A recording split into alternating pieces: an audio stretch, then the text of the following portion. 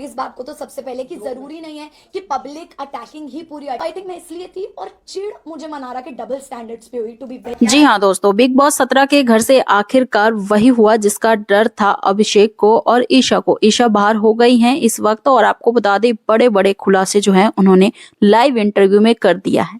सिर्फ इतना ही नहीं, आपको बता दें ईशा ने समर्थ को लेकर, अभिषेक को लेकर और बिग बॉस के विनर को लेकर भी जो है बहुत बड़े खुलासे किए हैं, जिसे सुनकर सभी आश्चर्यचकित हो रहे हैं।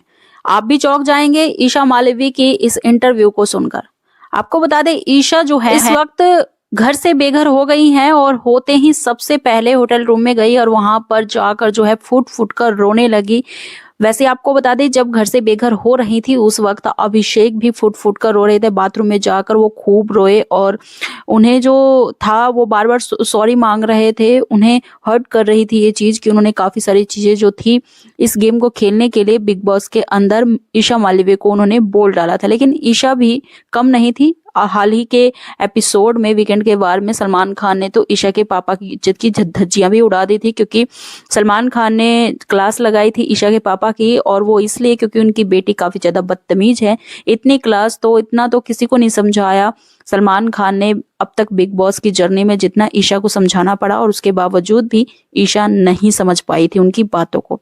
अब आपको बता दे इविक्शन के बाद इंटरव्यू के दौरान ईशा मालवी ने बहुत सारे खुलासे किए हैं। साथ ही बिग बॉस 17 के सफर के बारे में भी जो है उनसे सवाल जवाब किया गया, उस पर भी उन्होंने जो है खुलकर बात रखी है।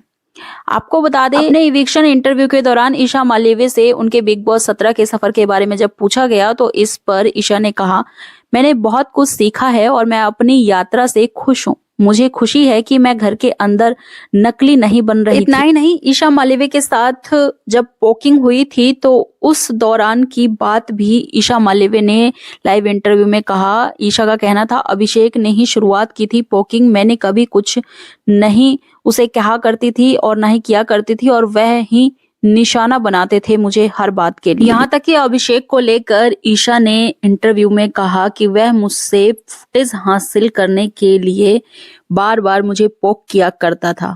अब वह फिनाले में पहुंच गया है। भले ही उसने मेरे साथ बहुत सारे गलत काम किए हैं, वह खुद को सही दिखाने की कोशिश कर रहा है, लेकिन वह ऐसा बिल्कुल भी नहीं है जो बिग बॉस 17 में वो दिखा रहा है खुद को। मैं उसके रग रग से वाकिफ हूँ। इतना ही नहीं, बार बार बिग बॉस 17 के घर में अभिषेक से लड़ाई के वक्त ईशा ने ये बात कबूला है कि अभिषेक ने उन्हें थप्पड़ मारा था। जब मीडिया वालों ने उनसे पूछा थप्पड़ वाले बात को लेकर तो ईशा ने जवाब में कहा कि मैं इस बारे में कोई भी बात नहीं करना चाहती। वहीं जब ईशा मालवी से समर्थ जुरेल के बारे में यानी उनके करंट बॉयफ्रेंड के बारे में पूछा गया कि जब वो शो के अंदर आए थे तो उन्हें एक्सेप्ट क्यों नहीं कर रही थी ईशा, तो इस पर ईशा ने कहा कि मैं व्यक्तिगत रूप से खेलना चाहती थी और मुझे नहीं पता था कि वह मेरे नाम का इस्तेमाल करके शो में आएगा। इतना ही नहीं, जब ईशा मालवीय से समर्थ जुरेल और ईशा मालवीय के बीच हुई लड़ाई के बारे में पूछा गया तो ईशा ने कहा कि वह समर्थ ही था जो गलत था, क्योंकि वह जानती थी कि उसे कैसे छोड़ना है। वहीं मनारा के किरदार पर सवाल उठाने पर ईशा ने कहा कि मनारा टू टाइमिंग कर रही थी और मैंने बस इस पर सवाल उठाया। मैंने कुछ भी गलत नहीं कहा, मनारा को लेकर जो वो कर रही थी उसी के बारे में मैंने कहा और मुझे किसी भी बात का कोई पछतावा नहीं है। वहीं जब ईशा से पूछा गया कि बिग बॉस 17 का विनर कौन हो सकता है आपके हिसाब से, तो ईशा ने अंकिता का नाम लिया। ईशा ने कहा कि अंकिता जीत की असली हकदार है, अंकिता को ही जीतना चाहिए। ईशा मालवीय का ये इंटरव्यू जो है बहुत ज्यादा वायरल हो रहा है। वेल, ईशा जो है इस वक्त बिग बॉस के घर से बाहर हो गई हैं और कई सारे राज के खुलासे कर रही हैं। वेल, आपकी क्या राय है ईशा के बेघर होने को लेकर? जो भी राय है जरूर कमेंट कीजिएगा।